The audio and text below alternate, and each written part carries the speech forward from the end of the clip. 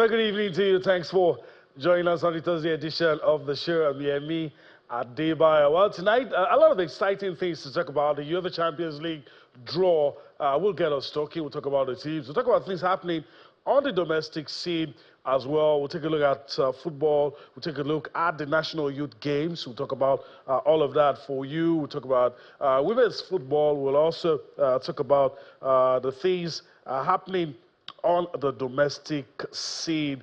And of course, we have a special on basketball. I won't let the cat out of the bag just yet. Maybe my colleague will do that, but I won't do that just about now. So that's the outlook of the show. You already know it's a two-man show. My colleague Austin Okonakpan is suited and ready as we go along on this ride.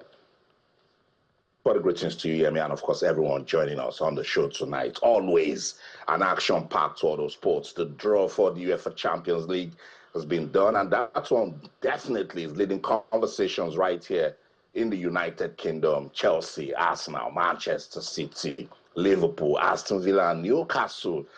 Is this the year for the English teams to rule Europe once again because of their numerical strength? We'll get to see. I like the conversation we'll be having today, particularly because it's tied around grassroots basketball development. I will still leave it to you because the guest is with you right there in Lagos, but that should, be an exciting conversation because with everything that we've seen the D Tigers doing, that is, one area that we need to build a system and keep it active so that we keep producing, future stars. And also the Super Falcons. I mean, when I saw the draw, a lot of the conversations as regards the next WAFCON, I said, look, after winning a record 10th WAFCON title, the Super Falcons, they're untouchable, but they need to show workings with the qualifiers and then see if they can be at the next Women's World Cup. Hear me? All right. My colleague has left me to do the honors, so I'll just go straight to it. Very excited. We have in the house with us in the Lagos studio, Chiney Ogwumike. Of course, American basketball star, ESPN host, is with us in the Lagos studio. Chiney, thanks for joining us on the show tonight. Thank you for having me. It's good to be back. I remember visiting you earlier. All right. I don't know where to start from, but my colleague, passed the baton. So let me just quickly say this. A quick overview of women's basketball in Nigeria. You have a vantage position. You see how it's done over there, and you also know what's happening here in Nigeria. So you look at everything. Share your thoughts with us. First of all, thank you so much for having me. It's good to be here. Women's basketball, not just in Nigeria, but throughout the world, is on the rise. I'm based in the United States, and women's basketball is succeeding. Every analytic, whether it's attendance, merchandise, star power of the players, is amazing. And that is translating to the global stage. And when it comes to African women's basketball, the Nigerian women's national team, the Tigers, are the global standard.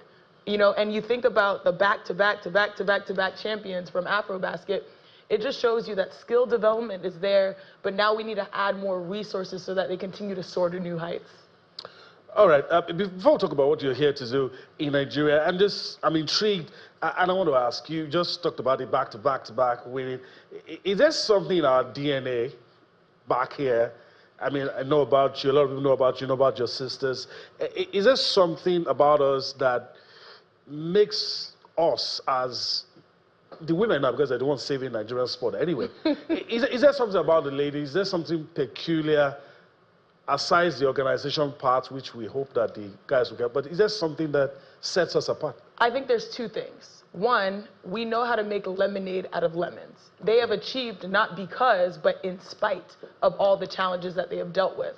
And I think one thing I love about being Nigerian is that we hold ourselves to a standard of excellence no matter what people say or no matter what is presented in front of us. My dad has this amazing saying, you have the cards, but it's your choice how you play them. Life will deal you cards, but it's your choice what to do with them. And I believe the women have responded in the best way.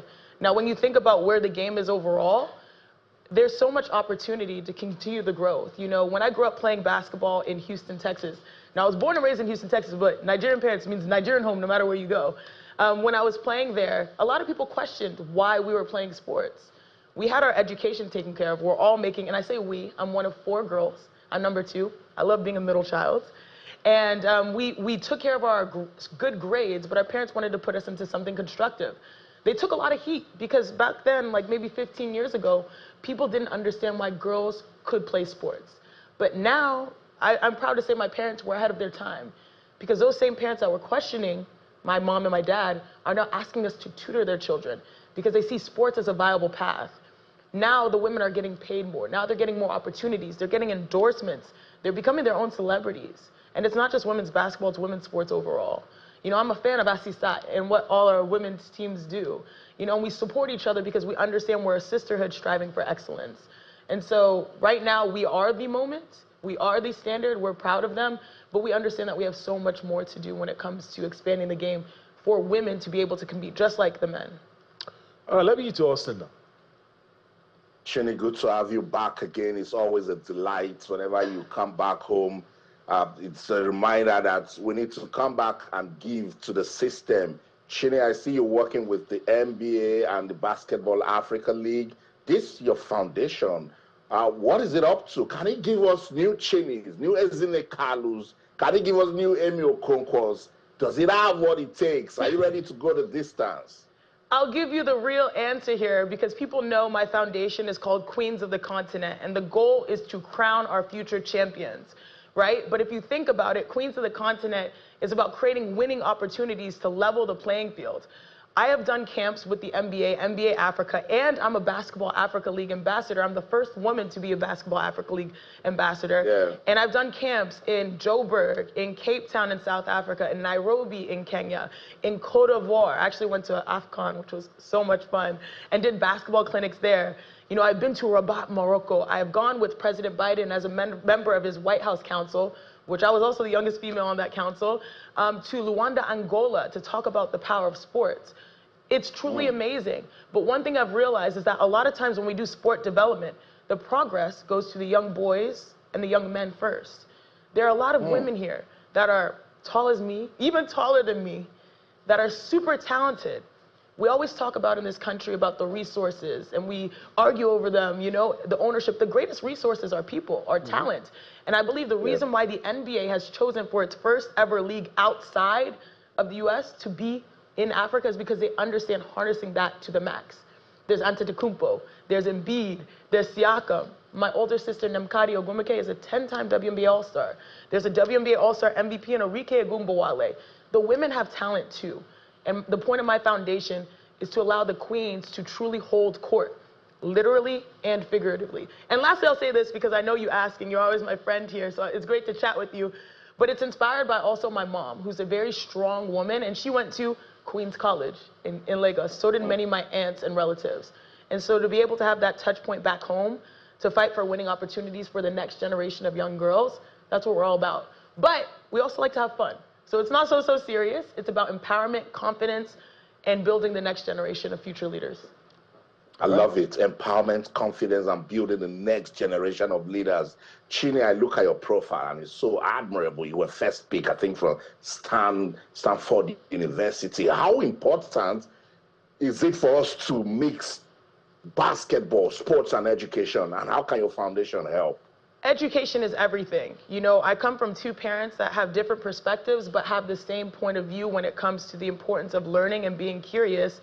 But I would say, particularly for young girls and young women, I've learned these statistics and they blew my mind. Every year that a girl advances in education, she increases her earning potential by 10%. Did you know that women invest 90% of their income back into their communities? Now, I also learned a stat back in the United States that 96% of CEOs, C-suite type of people, you know, CMOs, we have so many of those, CROs, all those types of things. 96 of them, those women, they played sports. Sports teaches you so much. It gives you confidence to lead, to develop, to learn and run a team, to understand what it's like to win, to understand how to handle failure. And so education is knowing those numbers, knowing that when you educate and you support the young generation, you're literally investing in our future. And so as much as we love to, you know, my dad always says, like, put a ball in a basket and dribble a ball, more importantly is sharing that feeling of what it's like to compete at a high level, but do it together. I'm one of 4 sisters. Everything is about sisterhood. And so that's the essence, you know, education, sisterhood, and opportunity. Awesome. Awesome. Yeah, me. All right, maybe I'll just throw one at you before we let you go. I know you're very busy and all that. There are probably little young girls listening to you, and they just want to take something. They see you sitting on that chair with all you've achieved, and they're thinking, maybe one of these days I'll be like Chiney. I'll probably get to be in the White House on the president's team and all of that. So what would you say to those young girls that could inspire them? And maybe you meet some of them in the future and they say, you inspired me. I've met a couple of them already. And what I tell them are two things. One, know that there are people fighting for you, fighting for your opportunity, fighting for your passions, your dreams. We want more WNBA players. We want our first African Olympians. We want Nigeria to take the gold. These are goals that these young women have. And there are people that are fighting for the infrastructure, to build courts, to build arenas, to make sure you have equipment. I just came from Imo State. I'm from Imo State. And in where we were greeted by the deputy governor. She's a woman. A lot of her cabinet, a woman. You know, women. And so to be able to see the inspiring generation, not just happening in sport, but beyond that, to me, is special. So there are a lot of people at different levels fighting for girls and the youth overall, because I know it's queens of the continent, but we need kings, we need allies, we need advocates. So that's one. I want them to know that we're fighting for them. The second thing is to stand in your truth. Be confident. Own your voice. When I played basketball, I thought that the most important thing was trying to be an all-star, an MVP, a WNBA champion. I started realizing later on, when I represented who I was, used my voice, I could create more impact. And it led me to becoming a broadcaster, just like you two. Very fine broadcasters, might I say. And so to be able to stay true to your, no one can be you, no one can be more you than you. That is your superpower. And so I tell them, if you're a good dribbler, be the best dribbler. If you're a good shooter, be the best shooter. If you're a great passer, be the best passer. That is your superpower. If you can talk, my little sister calls me a professional yapper. Be the best broadcaster you can be. Find your talent and work hard, and anything is possible. All right, I wish I could go on and on and on and on. Maybe some other time, but Chiney Ogwumike, I want to thank you for your time on the show today. Hopefully, we'll get to do this some other time. We will. Always a pleasure. Thank you. All right. We need to take a quick time out. When we return from there, we'll be talking about the National Youth Games and a whole lot more. Join us. All right, welcome back. We've made a switch. Chiney has taken a leave. And of course, Damilola Onifade has joined us now. Greetings to you, Damilola. I must say it's been a while. That part of the conversation we're doing outside of the studio. But good to have you with us on the show today. Good to be here, Yemi. Pleasure. All right. Where do we start from? Upcoming National Youth Games, your thoughts? Has it served purpose? Well, you say, why do I do this to you all the time? You do it all the time. And I was expecting you to do it again. But I think it does. It has served purpose. In terms of the level of identification, throwing up new names, fresh talent, yes. But unfortunately, after then, we tend to rely on other systems to develop them, because most of them now find scholarship to go to the US. Once they get known. Once they get known. But at least to the level of discovery. It's okay. It's okay. It's how we now scale that to the level of building them within Nigeria towards that talent, and to build the capacity to be able to compete at the highest level. To retain them in the system, and they becoming stars within the system. Within the system, when we can really say that we didn't just identify them, we produced them. I think that's the gap. Developed them. We developed them. Discovered, developed, nurtured to stardom. That's the area where the gap is. But to the extent of discovery, I think it's a good one, and it's a program we should sustain. All right. Okay, let's bring on the show tonight a member of the media committee of the National Youth, member of the media committee of the local organizing committee for the National Youth Games, Aristide Ocholo. He joins us on the show tonight. Greetings to you. Thanks for finding time to be with us on the show tonight. Yes, nice being here, and good evening to our viewers out there. All right. So, I mean, let's just dive straight into the conversation. What can you tell us as the day has approached anyway? We're talking about tomorrow. But what can you tell us about the state of readiness to, it's going to happen in Asaba, so what can you tell us about the state of readiness to get this going? Yeah, thank you very much. Just since yesterday, we'll be receiving states, almost all the 36 states of the FCT are here. You want to take 35 plus the FCT, including the host Delta. So we have been ready. States are trooping into Asaba, the state capital of Delta, for the 9th edition of the National Youth Games. And most of the states came for screening this afternoon. We had a screening from the morning into this afternoon, and the screening went very, very well. We didn't have hiccups, so that means everything from the DRON, knowing exactly how many outlets, that's over 6,000 outlets from the states, 36 and FCT, participating in most about 37 spots here at the 9th edition of the National Youth Games. So we're ready in terms of accommodation, excellent facilities. You remember we were the host last year, so we had to build upon our experiences, going back to the drawing board to do a review of where there were little lapses, and we built upon that.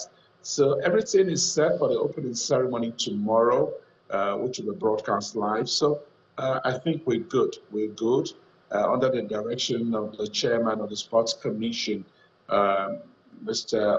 Onoso Borewori, and of course his board members and the management of the commission, taking the position and the media, and also the executive assistant to the governor on sports development. So from this perspective, from this angle, we're good to go. All right, that's good to hear. All right, we need to go on a break in a few seconds, so we'd like to keep you on. We'll go on that break, we'll return, and of course, all right, okay, so I guess we just continue with line of questioning. I was thinking we were going to go on a break, but I wanted to ask you, it is good we're not going on that break so that I can ask you this question. You've seen the contingents from each state. So looking at how the states have approached, you know, these youth games with what they're, with the athletes they're sending, can you gauge the level of acceptance or enthusiasm for the National Youth Games? The level of acceptance is huge. We're doing this away from learning from the Delta took it over.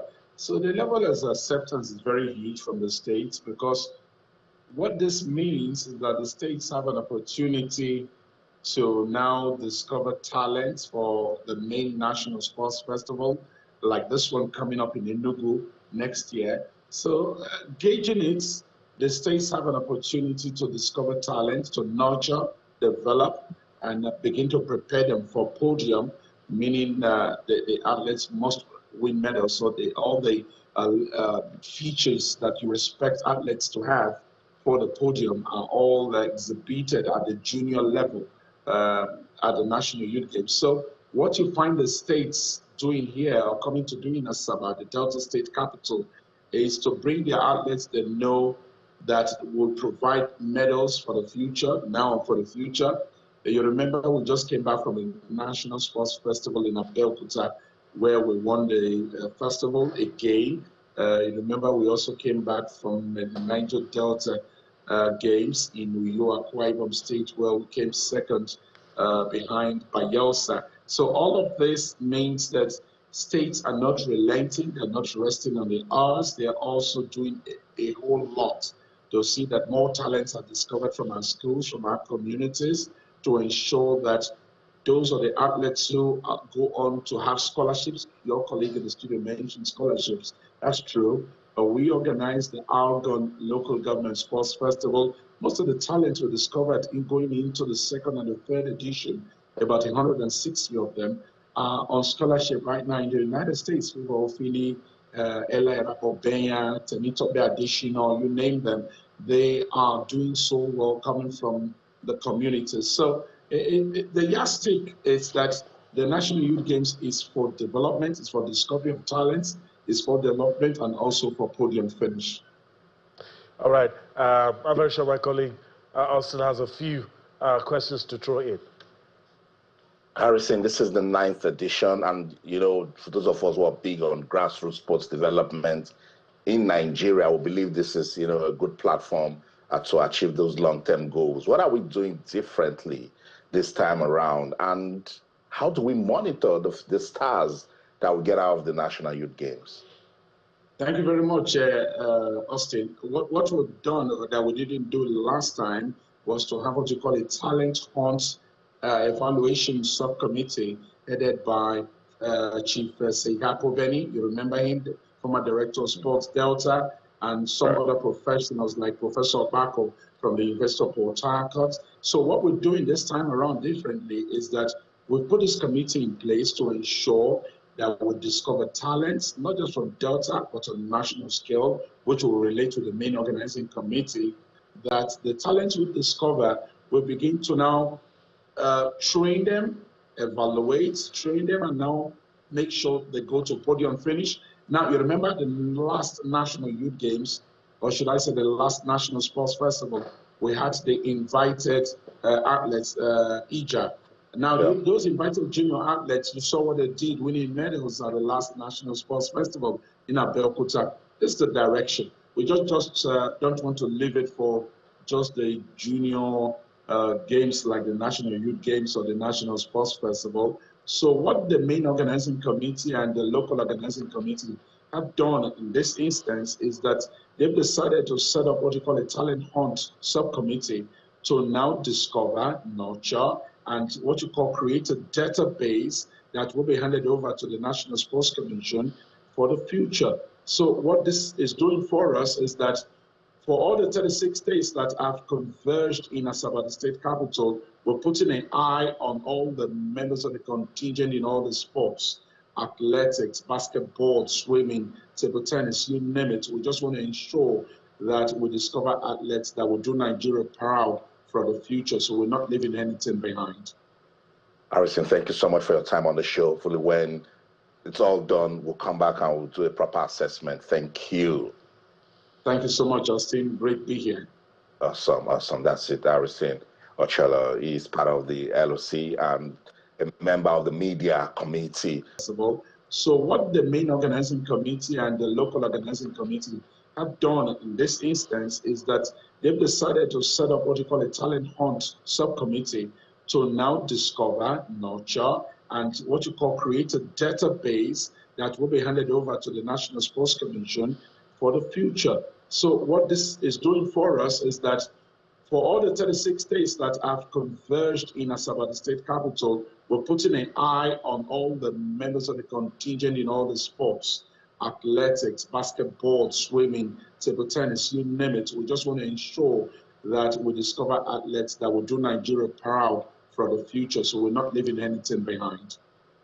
Harrison, thank you so much for your time on the show. Fully, when it's all done, we'll come back and we'll do a proper assessment. Thank you. Thank you so much, Justin. Great to be here.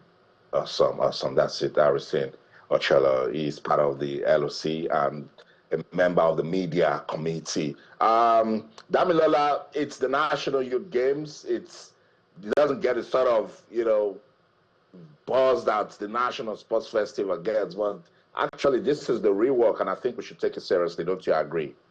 I totally agree with you that we should take it seriously. It might not get the kind of national attention that the National Sport Festival will get. That is expected. The National Sport Festival is a game for the big boys. These are youngsters that are still going through the developmental process. But what is important is how the management of the athletes goes after this particular event. I mean, to have over 6,000 athletes converge at a particular location for 9 days shows you how massive the talent pool in this country is. But then what is always missing is after now, how do we manage them? Do we have the structure? Sure. There is need for education that will make most of them leave Nigeria to seek scholarship elsewhere in places where their sporting career and education can go side by side, because the educational system, again, might hamper their sporting aspirations. So those are the things in terms of structure and infrastructure that we need to put in place. But the game itself, it's fantastic. A 9th edition is good to know that we can sustain something nice. And hopefully we'll get better. Yeah, that's good. I'm also interested in asking you, as we leave this little matter all together, Austin talked about when it's all said and done, we'll come back to do the assessment.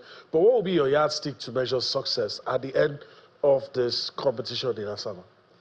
The yardstick will see the time. I mean, when it comes to athletics events, for athletics, because football is also there, you look at the time the athletes will run, finishing time, the finishing time. Vis-a-vis some of them that have competed in other competitions before, you want to start doing that comparison to see the development as they progress. You also want to see there is also the need to focus on the state where the pool is really coming from. So we know the comparative advantage of each of our states. It's good that it's a multi-sport. Over 37, 38 sports will be competed for. So I don't want to focus, because at this level, you don't want to put too much pressure on the technical side of it. You just want them to show their natural innate ability, and then the coaches can then discover, and then from there you start nurturing them. So at this time, what is important is the raw talent. Let's see what they've got naturally in it, and then there's something to build on. All right, we're hoping at the end of it, we'll see a lot of things that will get us talking and get our attention, and of course, will make us feel that the future is bright for Nigerian sports. I'm going to go across in a bit to talk about women's football, the final round. I also talked about it at the beginning, but I guess we should express some caution. Yes, we're 10-time champions. Yes, nobody has been able to really give the Super Falcons a stiff challenge. I don't know if you feel the same way I feel. I'm not saying we are getting braggadocious, if I can use that word. Before the WAFCON, a lot of us were skeptical. We're celebrating now, but let's not forget, 2-3 months ago, I remember you sitting here. I was expecting to come. Telling me that Nigeria going to play against Zambia, the Super Falcons were the underdogs. Yeah. And I didn't argue. You couldn't have. At that point, I couldn't have. But it seems all is forgiven, all is forgotten. All is forgiven, all is forgotten because we won. If we hadn't won, a lot of people would have been asking for the head of the coach. Yeah. A lot of people would have been extracting the players in such an unfair manner to say that some of them should be leaving the team. That's the usual culture. And it's not a Nigerian thing. It's the nature of sport fans. If you want to, if there are people that you think that in terms of memory could be short, Nigerians. It's not Nigerians, it's generally sport fans. I mean, if a boxer wins today and loses tomorrow, it's finished. That's the nature of sport fans globally. But I think what is important is that there is just how far our natural talent will keep pulling us. I have always said that the difference between the Super Falcons on the African continent and outside of Africa is that when they go beyond the African continent, then we realize that beyond talent, there is structure, there is infrastructure, there is plan. And we couldn't have, we won the 10th WAFCON, thanks to the coaches, the players, to some extent the NFF, but we know that we didn't really do the work the way we should have. We didn't do the work, really. My fear is that we're beginning to have a Super Falcons that is also heavily reliant on foreign-based players or foreign-born players, not what we used to have in our local league, producing most of those players. All right. And that's a fear that I really have.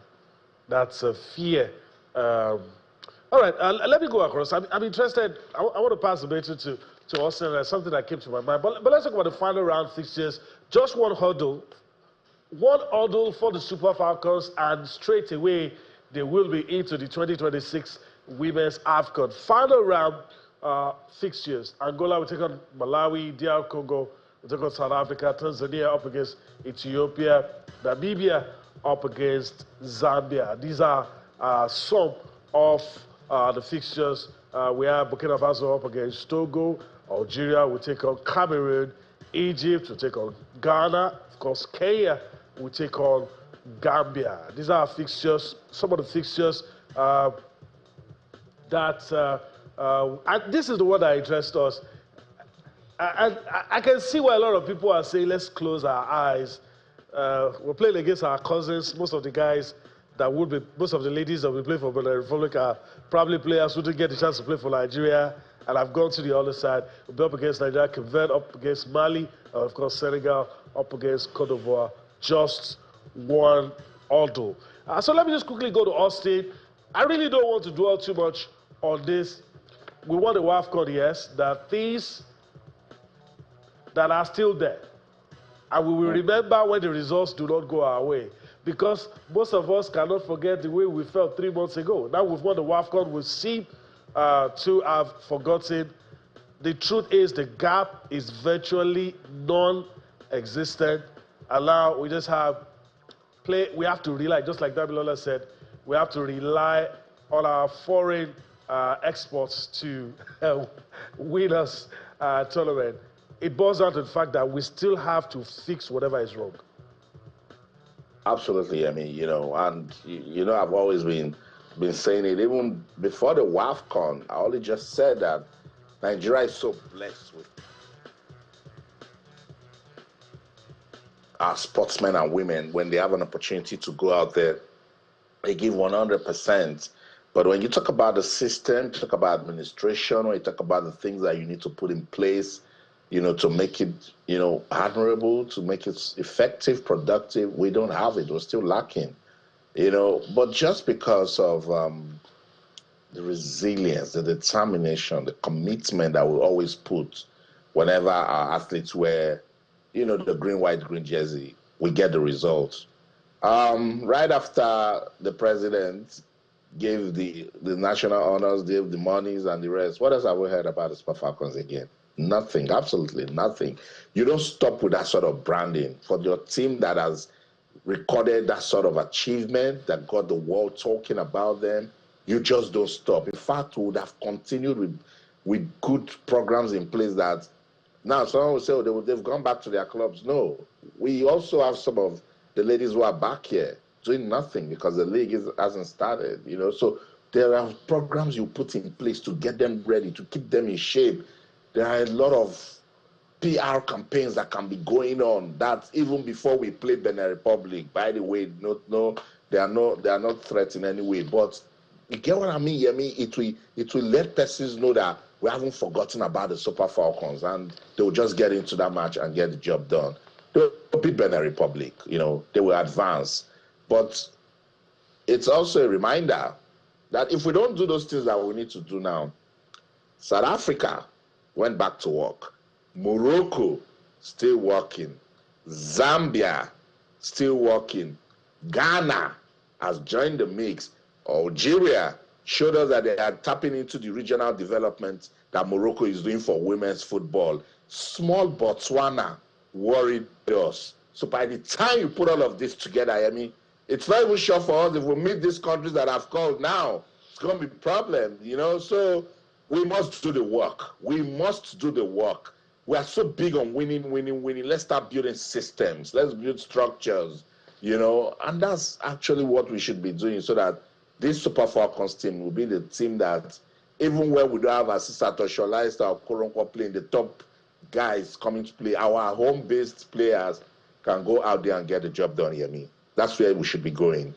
All right, I agree with you 100%. That's where we should be going. One area that our dominance should be showing, and it's not showing, is club football. I'm talking about women now. It's club football. It's not showing. And that should tell us that something is fundamentally wrong. If we're the best team on the continent, we claim to have the best players. Some people even say probably maybe one of the best leagues, but yet the dominance is not showing. Let's talk about Bielsa quiz quickly. And of course, I'm going to get it on the screen, but just to talk about Bielsa quiz and their exploits in the WAFU qualifiers. Pictures you have on your screen, Damilola, they're doing well. You would expect this at WAFU level. If you're not seeing this at WAFU level, then That is a problem. we should stop playing football. That is a problem. We should stop playing football. Yeah. But there is something you say that even I do not agree with. Okay. We do not have the best women's league. I said some. Nobody should even argue it. We do not. Maybe we have. Okay, nobody should say it. Nobody should say it. I will say it anyway. Maybe we have a league with the best collection of players on the continent, but not the best league, because the league is different from the players. The Nigerian players are talented, no doubt about it, but the league has to do. Damilola, that's a rabbit hole, and I don't want to go to that rabbit hole because I guess those who are saying it actually mean the first part of what you said. No, that's the point. So the collection of players. We need to keep clarifying it. That what we have is the natural talent, God-endowed talent. That pool is there. I don't think anybody can argue against it. Even when South Africa won the WAFCON, I'm not sure any South Africa will tell you that they have the best players on this continent. Yes, they won. When Equatorial Guinea won twice, they wouldn't say that their players were better than Nigerian players. I have said it here multiple times. We lost those 3 WAFCON because we did not do the basic things that we need to do. Right. I mean, we won. You and I cannot say that we did everything right, even though we won. We know that it's largely on talent. So that's the point I'm making. When you now come to the league, will that be the same story for Bayelsa? It is the story. You just said it yourself that we did WAFCON, we expect to win. But when you go to the larger Africa, the Champions League, we've not been able to win. The best we've gotten, I think, same Bayelsa United got us a bronze medal. That's the best we've been able to do. And it tells the story because by the time you go beyond West Africa, you start playing against teams from South Africa, from Algeria, from Morocco, and these are players might not be as talented as the Nigerian players, but they play with better facilities. Structure. The coaches are better motivated. They are probably better trained. I mean, we heard the new DG of the NIS telling us a lot of things about the NIS that he wants to change in terms, and that's the institution that is supposed to train our coaches. I mean, Yemi, we do not have the best, but we have the best set of players. All right. I wanted us to see a few things, but we spent a lot of time on the conversation, and of course, we still have to address the elephant in the room, and that's UEFA Champions League. But quickly, final Group B games, what you saw on your screen is Bayelsa Queens defeating their opponents from Togo. But here, Bayelsa Queens will play up against Sam Lely, the team from Benin. And of course, Police Ladies will be taking on ASCO. The results of that game you saw a while back, Bayelsa Queens winning against their opponents, the team from Togo. All right, let's see if we can quickly show our viewers what it looks like in Group B, the standings. Probably we'll do that some other time, but it's hard for me to know that Bayelsa Queens, there you have it, they're on top after playing 2 matches. Final group games will be played, and we'll see what happens with that one. All right, let's spend a few minutes we have left on the show to, should I say, address the elephant in the room. The UEFA Champions League, the draws done today, new format. It was refreshing to see this guy, Kaká. It's been a while. Zlatan Ibrahimovic was there as well. And what you have on your screen is an harvest of football. Let's just say that quickly before we yield to Austin. He saw everything. You cannot say that whoever wins this tournament is not a worthy winner. It's definitely, I mean, whoever wins is definitely a worthy winner. And I think this particular draw has finally thrown up the intention of this format. The intention of this format is that from the group phase, we want to start seeing games like we used to see in this quarterfinal, semi-final. Let's not wait. So we're not waiting. What we've seen it across almost board. Every week now, there is a Champions League game. It's not like, before, the first 2-3 weeks is a big draft. You don't have that anymore. And the fact that there is no second leg, the 3 points you pick here, you are not sure you're going to win the next one. Is as crucial you play against you're not going to get a second chance. You're not going to get at least against this team.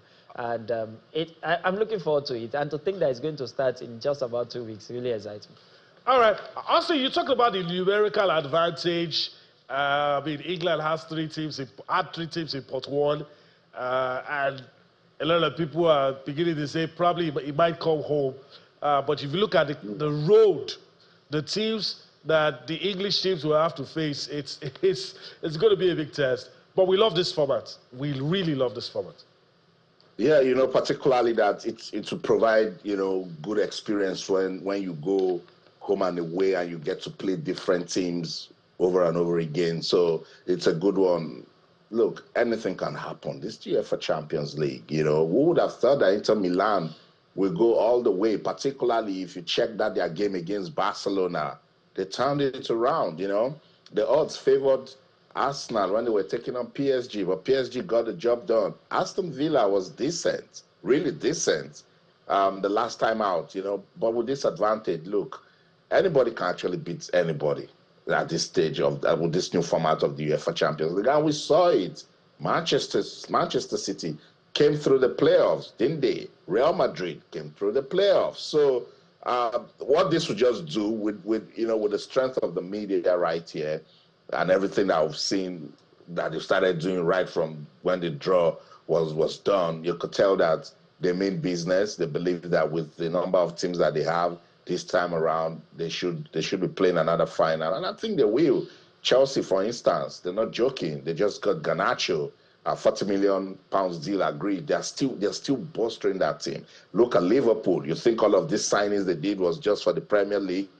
It's the Champions League they've got inside. I don't know about Newcastle, but they really need to do something, you know, just so they can compete favorably. But it's going to be interesting. I mean, we're all looking forward to it.